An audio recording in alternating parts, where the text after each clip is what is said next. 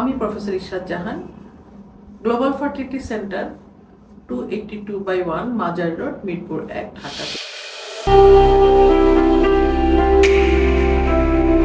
অনেকের মধ্যে আমাদের অনেক পেশেন্টদের একটু প্রশ্ন থাকে যে তাদের এই আইভিএফ অর্থাৎ টেস্ট টিউব বেবির নৈতিকতা নিয়ে, যে এটা নীতিগতভাবে ঠিক আছে কিনা, এটা আইনগতভাবে ঠিক কিনা, এটা ধর্মীয়ভাবে ঠিক কিনা।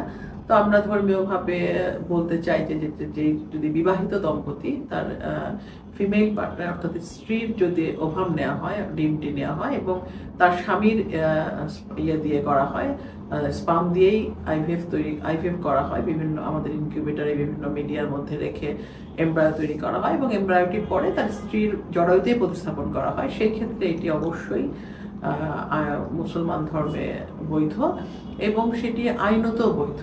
আপনারা হয়তো জানেন যে আইনগতভাবে যেটি রয়েছে যে আমাদের ব্যাপারটা, যেটা আমরা যে অ্যাডপশন অর্থাৎ যেটা আমরা অন্যের বাচ্চা যে আমরা নিয়ে থাকি, সেই অ্যাডপশনটা কিন্তু আইনত বৈধ না এবং সেই অ্যাডপ্টেড চাইল্ড কিন্তু তার পিতামাতার সম্পত্তি যে এমনি এমনি পায় না। আমরা যেমন আমাদের বাবা মার সম্পত্তি পাই, বাবা মার মৃত্যুর পরে আমরা যে নিয়ম অনুযায়ী, মুসলিম আইন অনুযায়ী যে সম্পত্তিগুলো পাই, কিন্তু যদি কোনো অ্যাডপ্টেড চাইল্ড হয় সে কিন্তু পায় না, তাকে দান করতে হয়। বাবা মা যদি চায় তাহলে তাকে দান করতে হবে, সে নিজের থেকে এই সম্পত্তি পায় না।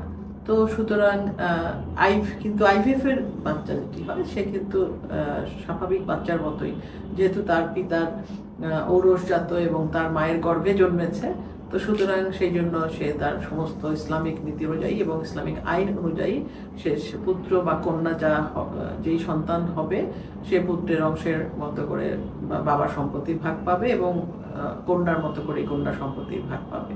তো আসলে এই জন্য আমরা বলছিলাম যে আইভিএফ একটা চিকিৎসা পদ্ধতি মাত্র। হ্যাঁ, এটার বৈধতা নিয়ে কোনো প্রশ্ন নাই। অবশ্যই যদি বিবাহিত দম্পতির একজনের ডিম এবং একজনের স্পাম নিয়ে করা হয় এবং অবশ্যই সেটি যদি মায়ের জরায়ুতে প্রতিস্থাপন করে মায়ের গর্ভেই বেড়ে ওঠে সন্তানটি, তাহলে অবশ্যই এটি বৈধ এবং মানে নৈতিকতা রয়েছে এই বাচ্চাটির। ধন্যবাদ।